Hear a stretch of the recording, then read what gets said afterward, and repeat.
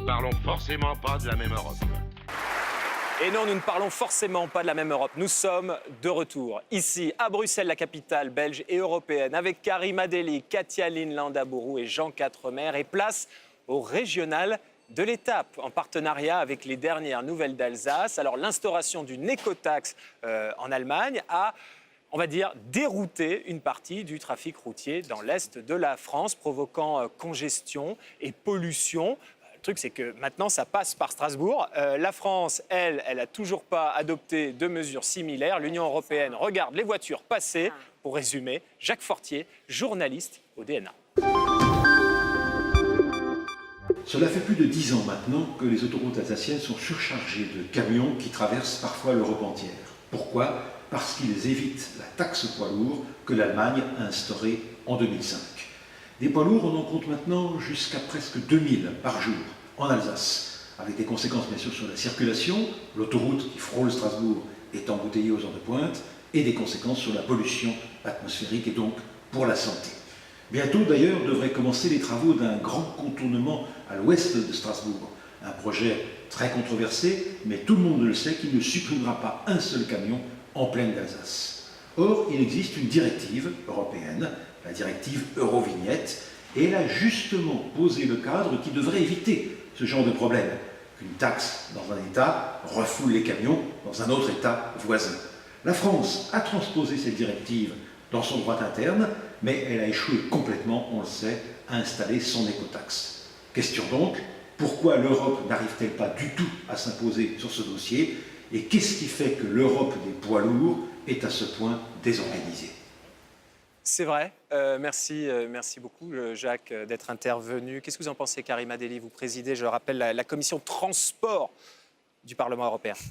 2000 poids lourds en Alsace à cause de ça. Tout d'abord, moi, j'ai été ulcérée que la France abandonne l'écotaxe et qui a cédé à quelques bonnets rouges, là. Et alors qu'on en a besoin, c'est un manque à gagner. On a fait une projection d'ici 2024 de 10 milliards d'euros. Donc, comme la France ne voulait pas la mettre en place, eh ben nous, on a décidé de prendre le taureau par les cornes et on aura une Eurovignette. Je pousse pour qu'elle soit obligatoire. Et là, le problème que nous avons aujourd'hui, et c'est bien que ce soit à Strasbourg, parce que ce sont les recettes. Qu'est-ce qu'on va faire des recettes de cette écotaxe réellement? Moi, je dis qu'il faut l'injecter dans des produits, pas des produits, mais de la mobilité durable. Et là, on voit bien que déjà les gouvernements sont en train de se poser la question des grands projets. En Alsace, c'est le grand contournement Grand Est, qui est une connerie, je le dis, parce que ça détruit encore des terres agricoles, ou ce sera encore le Lyon-Turin, etc. On a besoin de la mobilité urbaine durable. C'est bon pour le climat, c'est bon pour la santé, parce qu'aujourd'hui, on voit les problèmes de pollution, c'est bon pour l'emploi. Et là, je suis contente parce que la nouvelle ministre en charge des transports a lancé des assises de la mobilité, a dit « Banco, nous devons mettre en place une taxe poids lourd ». Donc, le principe pollueur-payeur sera respecté, on va le pousser au niveau européen. Donc il faut aussi que le gouvernement français regarde ce qu'on fait à l'Europe et qu'on travaille main dans la main. Voilà, mais c'est ça, Elisabeth Borne et Nicolas Hulot veulent faire ça, mais c'est possible ou pas? Parce que vous avez dit quelques bonnets rouges, mais bon, ça a fait plier le gouvernement, Katia Lin. Moi, je pense qu'il faut une directive européenne, c'est très, très important, mais pour la mise en œuvre, il faut focaliser sur les régions. Parce que les régions d'Europe, toutes les régions d'Europe ne sont pas impactées de la même façon. Ce qui est vrai pour le Grand Est, par exemple, l'est aussi, et je prends évidemment cet exemple totalement au hasard, pour le Pays Basque.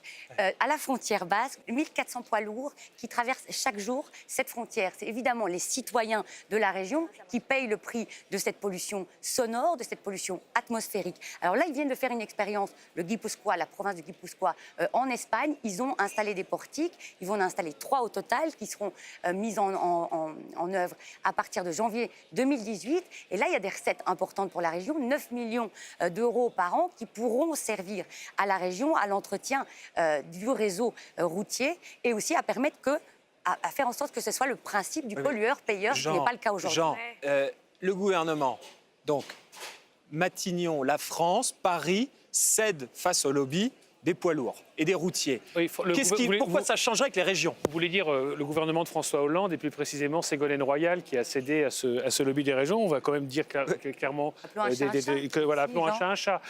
Et là, c'est vrai qu'avec Emmanuel Macron, les choses sont en train de changer. Là, par exemple, il a appelé à la création d'une communauté européenne de la voiture électrique pour avec cette très belle image disant qu'on puisse traverser l'Europe sans la détruire. Et c'est exactement ça dont il s'agit. Et ce que montre cette affaire, c'est les conséquences de l'absence d'Europe. Quand j'entends les souverainistes qui disent « Ah ben, chacun chez soi, et vous allez voir, ça va bien mieux fonctionner », eh ben voilà, là on a une absence d'Europe, les Allemands ont imposé une taxe, et donc les poids lourds passent chez nous, nous on n'a pas de taxe parce qu'on a peur de quelques bonnets rouges, et le résultat est là, c'est toute une région qui souffre. Donc je trouve ça très intéressant, c'est une démonstration par l'absurde de l'absence d'Europe. Alors j'espère maintenant qu'avec Emmanuel Macron, les choses vont changer et que la France va s'aligner sur l'Eurovignette. Voilà. Voilà, mais il faut qu'elle soit obligatoire. Mais aujourd'hui, il y a combien de pays qui l'appliquent? Aujourd'hui, il y en a 6. Non, il y en a un peu plus. Sauf que le problème, c'est que leur Eurovignette, elle n'est pas tablée forcément sur les kilomètres, etc. On va faire des ajustements. Ça date de 99. Maintenant, il faut qu'elle soit obligatoire dans tous les pays. Ça, c'est le combat qu'on va porter. Alors, je fais attention à ce que vous dites, parce que vous dites par Hugues région... Baudouin, dans l'oreillette, maintient que c'est 6. 6 pays qui l'appliquent. Oui, mais en même temps, il faut pousser pour que demain, ce soit obligatoire. La deuxième chose, c'est qu'on soit tous d'accord sur les recettes, que ça aille bien la mobilité urbaine durable. Ça, c'est la deuxième chose. La troisième chose, c'est vraiment que moi, je ne suis pas trop d'accord sur l'aspect des régions. Parce que les routiers vont contourner... Non, mais les routiers vont contourner les régions. Et dans d'autres régions, il y a des régions qui sont incontournables. Karima Deli, les routiers sont sympas. Envoyons-les en Bretagne, c'est sympa, les Basques. C'est sympa. À suivre, la chronique de Tonton Jean sur l'Europe à 2 vitesses. À tout de suite. Nous ne parlons forcément pas de la même Europe.